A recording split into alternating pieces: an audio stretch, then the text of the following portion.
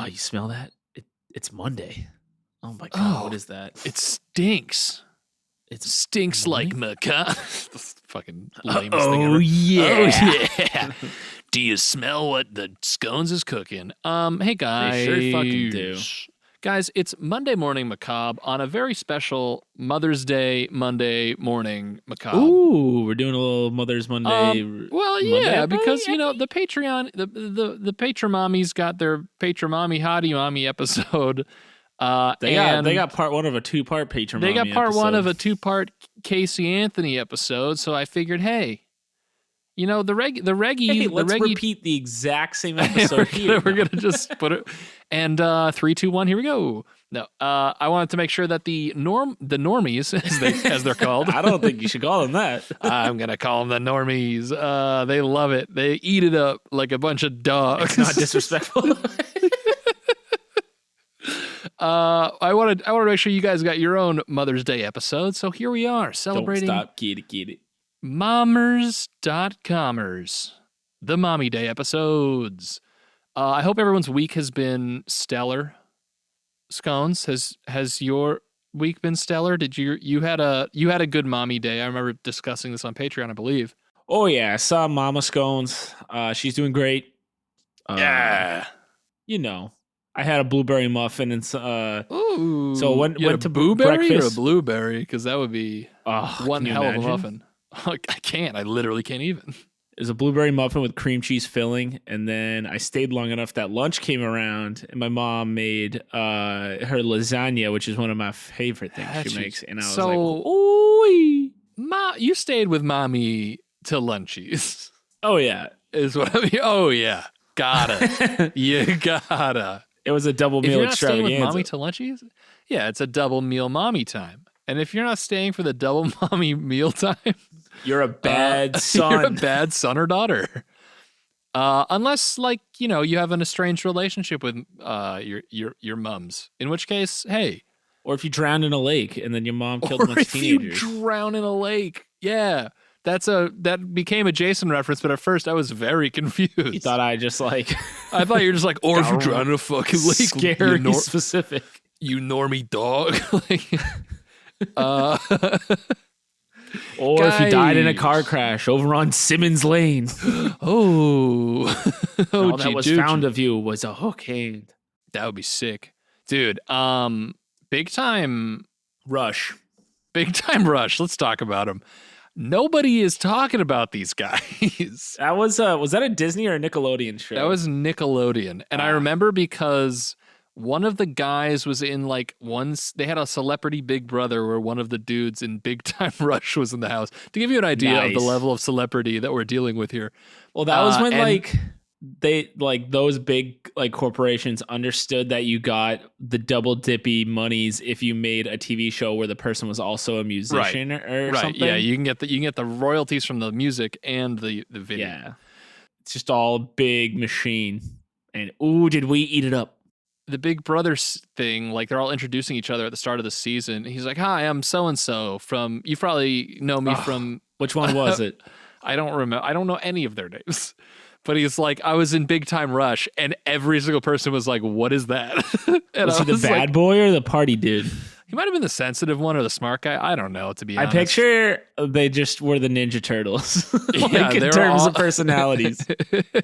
Yeah, they're all different Ninja Turtles. And I think that's my favorite boy band is just the Ninja Turtles. Honestly, not a bad choice. Anyway, guys. It's getting to that around that 5-minute mark where we're not allowed to keep. I like that we're keeping it tight now. We keep it tight. The intro nonsensical that people either love or write very long reviews about it. We've got we got an interesting email. Someone was unhappy. That was my favorite one. Very strong suggestions, we'll say, as to the direction of the show. Someone sat down. Yeah, I don't think that person wrote it. Take another swing at a second draft. Yeah, they sent it to English teacher, had him review it. Anyway, guys, since it's the Mommy's Day extravaganza episode, I'm going to be bringing some Bad Moms Christmas. Hell yes. I was like, well, we've talked about bad moms in the past, but so I was like, how can I, Some of the baddest moms. how can I unearth some baddies? And everyone's asking. To be with the youth. Friday night rolls around. So what I found was I was like, ooh, I have a spin I can throw on this. And that spin, my dear boy Scony, is shocking stories of Hollywood stage parents who exploited their own kids. Oh, this is going to get macabre in the saddest way. Yes, Queen. Go off. Yeah, there's some real messed up stuff. So I'll what a fun spin on a bad mom sequel. What bad moms, stage parents. Great spin. I'll drop a little like triggery warning because there's just some really weird things. Do you think Netflix would buy a series from us where it's a docu-series, like a serial killer type docu-series, but every scene is recreated by Kristen Bell, Mila Kunis, and Lindsay Hahn? Catherine Hahn. Yeah. And one of them plays like the killer also, so it's like a... And the kid, or if there's a male, it's still them. They just have a mustache so on or something. And it doesn't matter. But if there's ever more than 3 people in the room, we're fucked. That would be great. The beauty we'll of Hollywood magic. That's editing, baby. So this isn't all this interesting article I came across about some bad moms. Actually, it's technically 9 shocking stories, but I've lowered it to 3 because these are the ones that have moms. Are there any that I wouldn't believe? Dude, you're not gonna believe number 2. Doctors will hate number 4, and number 3 will leave you going, ooh. Well, like investors don't want me to know, or banks don't want me to know. And some guy in like a Lambo he rented for the day screaming at me. Yeah, so we're in our studio private jet. That's not actually a private jet. It's just like a fake set. So, and we're gonna talk to you about our lifestyle, and then we're gonna scream at you about a pyramid scheme. All right, Darce, hit me with the baddest. Before I hit you with that, we gotta have the band. Daddy band for Mommy Day. Play it away, boing boys.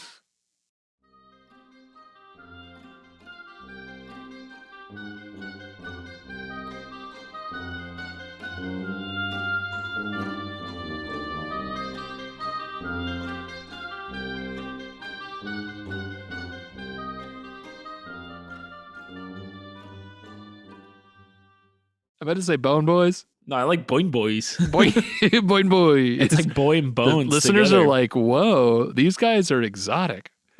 The Boing Boys. Whoa, I am unsubscribing to this. Whoa, I'm turning this off and listening to something else. Unsubscribe, resubscribe. Unsubscribe, resubscribe. Here we go. The stage mother that introduced young Drew Barrymore to drugs. Oh, whoa. Yeah, I didn't know about this. I don't know that Drew Barrymore. I didn't know Drew Barrymore was like doing cocaine when she was like 10 years old. But here we are. Here we go. She kind of has like that 10-year-old cocaine look. No. Like, well, have you like recently like seen any interviews with her like off camera? Obviously, she's an amazing actress, but she kind of has that like kind of like silly, like I don't know how to describe it. Like Johnny Depp has it too. A swagger, like. No, it's like a goofiness, kind of like an aloofness. Yeah, sort of. I can't describe it. Anyway. Well, great. The 1982 blockbuster E.T. the Extraterrestrial made 7-year-old Drew Barrymore a star. But with a father who was a violent alcoholic, her rising career was managed by her unscrupulous stage mother, Jade. Not only did Jade Barrymore introduce her daughter to New York City's notorious Studio 54, when she was just 9 years old, but also made her dance with famous men and take drugs with them. Not good. So this is kind of the stuff what I'm talking about, where there's a lot of child abuse. So that's like the triggery thing. So that's kind of what all the bad mom episodes are. Yeah.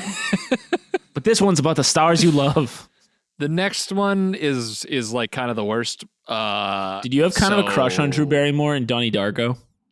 Oh, that was her, Donnie Darko. No, I was too busy. She was like the cool hip teacher, and I was like, whoa.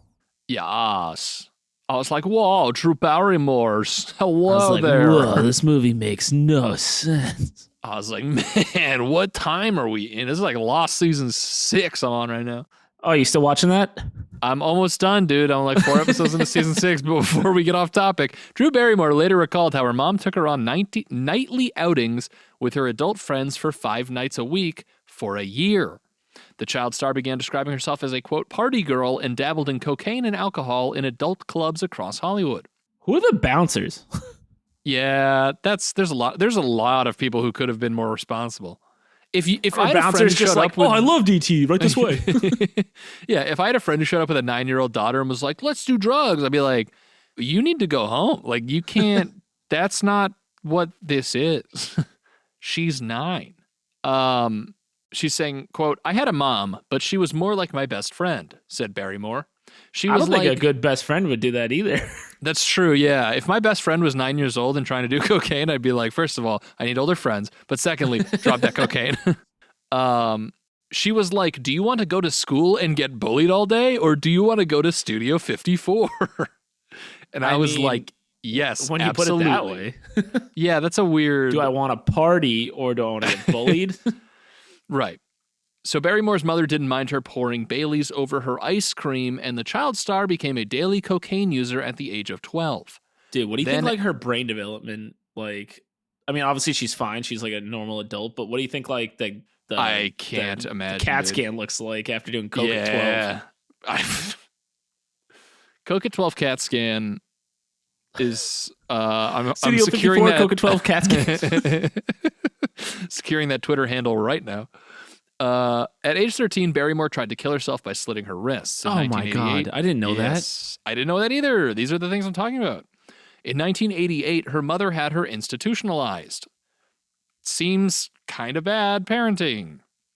Barrymore spent 18 months in a psychiatric facility in California, where she often found herself in solitary confinement. Finally, when she was 15... I know! What kind of place is that? A really cool prison. So I went to get help, and they put me in what they called the hot box. Alone in the desert in a cell.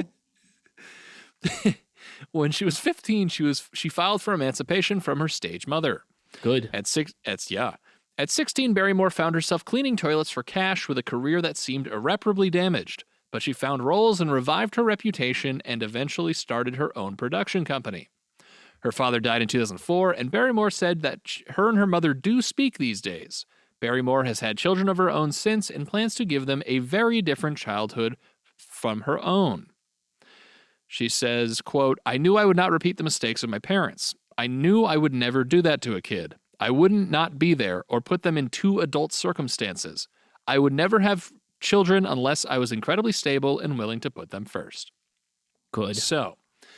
good, happy ending, crazy. Because that's like a coin flip away from being a serial killer with that upbringing. Well, no, I mean, it's incredibly impressive that she managed to, like, come out of that not just a big pile of goop. And, like, completely rebuild her acting career. Right. That's another thing where you're like, wow, that's like, also it's crazy hard to become an actress to begin with. And then she's like, I'm going to have my career damaged irreparably and still do it. So good stuff, Drew. Good for you, Drew. Clap it up for Drew on this mommy day morning.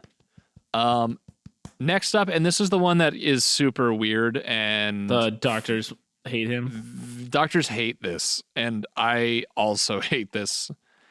But this one is Brooke Shields and her sexually exploitative stage mother.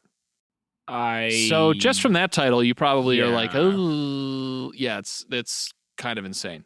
What is Brooke Shields in? I know the name, but I can't picture the face. She was in, let's look it up. because I had that same. I was like, oh, Brooke Shields. I know the Oh, name. Brooke Shields. I know Brooke Shields. Oh, Brooke Shields. This is Brooke Shields. She was in The Blue Lagoon. She was in. Oh, no. Hold on. She's in a lot of things. I mean, Bob the Butler. Yeah, great movie. The Muppets Take Manhattan. So anyway, with her father a Revlon executive and her mother a Manhattan socialite turned actress, Brooke Shields was destined to make a splash. Yet her stage mother Terry Shields had troubling notions of what that meant. Terry Shields began managing her daughter when she was just 11 months old, which is absurd. Did you say 11 months? 11 months. That's like barely on this planet. Yeah, that's what I'm saying.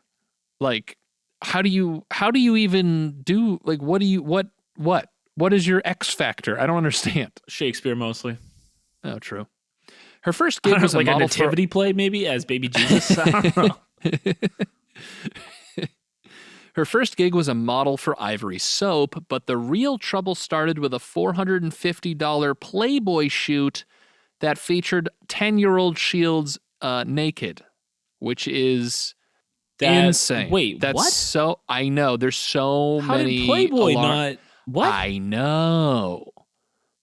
I don't even like. I'm not even going to go into the deets there. Just know that's real fucked up. Oh my God. Yeah, not good. Then in 1978, she was in Pretty Baby, which is a film where she was filmed at 12 years old, being forced to kiss her adult co-star Keith Carradine, and she was also nude in that. So what? How did she look? How is everyone not like, we can't do this? This is why I was like, this is like super weird. I don't know. Dude, Hollywood in the 20th century is fucked up, dude. Yep. Really bad. So Shields testified that her sex scenes were filmed with a body double and that her image as a child sex symbol was a bad reason to drop her from anti-smoking campaigns. What? This is like, I don't she know. She was like, let me smoke. Yeah. Well, so the cigarette companies didn't like her status as a child sex symbol. Well, so no. So they were like, you can't smoke that cigarettes. No, well, so no. She was a. This is the 20th century in a nutshell. You just said. Like, she was on the movie The Blue Lagoon featured her in 14-year-old in nude sex scenes. Oh. Yeah, but then she comes out as saying that they were filmed with a body double, and it's just all sorts of crazy shit. That's super gross. Oh, she was in Jane the Virgin? Who's she in Jane the Virgin? So her mother became visibly upset when handed a copy of a magazine that contained her 10-year-old daughter, that the Playboy magazine I was referencing earlier. Shields later tried to prevent the full frontal shots from being republished, but lost the case when Justice Edward Greenfield ruled that a child was bound by the consent of their guardian, which is just so bad. Wow, that judge is a piece of shit. Yeah, there's everyone involved in this one is just, it's awful. And how is Playboy allowed to operate after that? I do not know. It's insanity. So that's Brooke Shields. Like I said, that one's the one that's like just the slimiest, grossest thing I've ever read in my life. Bad moms, for sure. That is a bad moms for sure. And then finally, we've got Lindsay Lohan, a classic. We come back to the old classics. Peak Lohan. Lindsay Lohan. Peak Lohan. Or maybe not yet. Maybe she still has a peak coming. I heard she's making a comeback. True. Yes, I've heard that as well. But Mean Girls she was in like a Gold's Gym commercial or something. So like that. Good. Lindsay Lohan was 11 years old when her blockbuster film The Parent Trap made her a star. A kind-hearted role model for girls and young teens on screen. She grew into a tabloid spectacle after 2004's Mean Girls. Such a good movie. Perhaps in large part due to her stage mother, Dina Lohan. Though the media initially focused on the egregious exploits of her father, Michael Lohan, who Lohan publicly accused of domestic violence and who was imprisoned for fraud while his daughter was becoming a star. Good guy. Her mother was, this is her dad. Good guy. Cool dude. Chill hang. Chill hang. Her mother was just as scandalous. Lohan's parents divorced in 2005, but Lohan remained tight with her mother. The two appeared immeasurably close, and the two are caught drinking, doing drugs, and getting DUIs together. Which is, like, what does that last part mean exactly? Like, let's both drive cars next to each other. You should have one hand on the wheel, you do brakes, yeah. I'll do gas. So that was, that's such a weird phrasing. Anyway, Dina gallivanted around Hollywood nightclubs with her teenage daughter, who was photographed passed out in public more often than she was on the red carpet. Meanwhile, Dina was arrested for a DUI after one of their 2007 outings. The two purportedly did cocaine together, but then Dina Lohan saw her daughter graduate to methamphetamine and crack. Lohan consequently spent nearly a year in rehab. Then Michael Lohan didn't know revealed... she did crack. I didn't know she did crack either. I did not know you could get crack after like 1989. I didn't know that she did meth either, honestly. I thought it was just like cocaine and alcohol. But here we are. No, that stuff's fine, Darcy. That's what the cool kids do. Then Michael Lohan revealed that his ex-wife had forced Lindsay Lohan to sign a lifetime management agreement that gave her a handsome cut of her child's profits when she was just 10 years old. Lohan retorted that her father's one and only visit to the set of The Parent Trap concluded with his arrest for violating his parole. Meanwhile, Lohan's relationship with her mother remained explosive. In 2012, she was overheard complaining to her father about Dina, saying, quote, "She's saying disgusting things to me. She's like the fucking devil right now." As far as celebrity parents go, the Lohans might be among the most dramatic. Yeah, you don't want the fucking devil right now as your mom. It must be so hard, too, for a kid on the set of The Parent Trap to have, like, watch your dad get, like, taken off in a cop car, and then you have to turn around and act with, like, and be Dennis Quaid's your cool, like, vineyard-owning dad. Right. I mean, I think we all have a Dennis Quaid in our lives. I think we all wanted Dennis Quaid to be our dad. I think we all are Dennis Quaid when you think about it. I could only dream. Dennis Quaid. Okay, one more. Dennis Quaid. Dennis Quaid, my Dennis Quaid. We got one more Field here. of Dreams is so good. Field of Dreams, Field of Lies. The Oscar award-winning and notorious stage mother Joan Crawford. Best known for her 1978 memoir about her traumatizing childhood, Mommy Dearest, Christina Crawford claimed to see a side of Hollywood staple Joan Crawford that nobody in Tinseltown knew existed. Okay, hold on. Who's Joan Crawford? Joan Crawford is a crawdad. Oh, it's in the black and white times, so I assume she was a terrible person. It's in the black and white times. It's like how Bing Crosby was like a total dickhead and like beat the shit out of his kids all the time. But he went, silent night, so like. But he danced. But boy, could he hit the ones and twos. Could he move. So all is forgiven. Good night. Joan Crawford. F and K. Andrews Sisters, where you at? Joan Crawford was an esteemed studio player with a rags to riches tale, starred in classic films with Clark Gable and won the Best Actress Oscar for Mildred Pierce. At home, however, she was a vicious stage mother. According to Crawford, her celebrity parent would suddenly erupt into alcoholic furies at a moment's notice and dole out sadistic punishments for the smallest perceived slights. Christina Crawford recalled how her mother dragged her out of bed one night when she was just 9 years old in order to beat her with a can. A can is an interesting choice.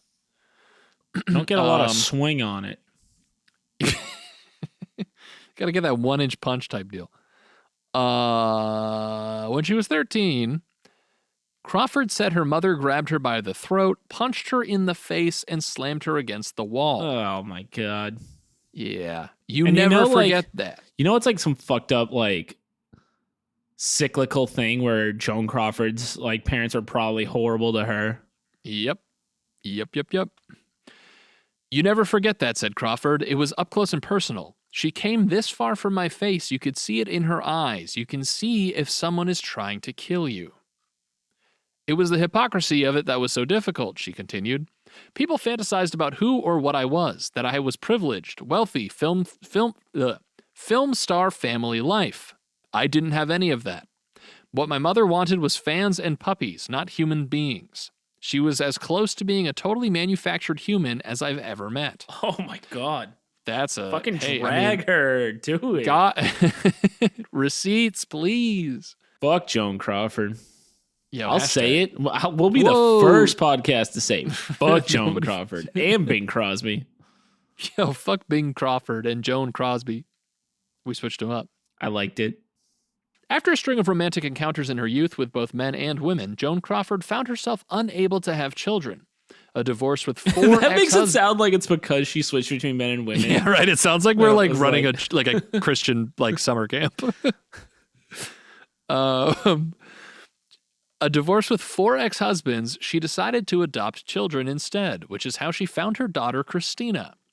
Crawford alleged that her celebrity parent did reveal that she was adopted at a young age, but added that her biological mother was dead, which she wasn't. But by the time Christina Crawford discovered the truth in the 1990s, both of her real parents were dead. Ultimately, however, Crawford has found some semblance of peace. I think she wasn't a healthy person, she said. The most gratifying part of getting well is that I'm not afraid. If she walked in the door now, I'd tell her she was not welcome and if she could please leave, because that's what I couldn't do as a child. So that's Joan Crawford. She's also not great.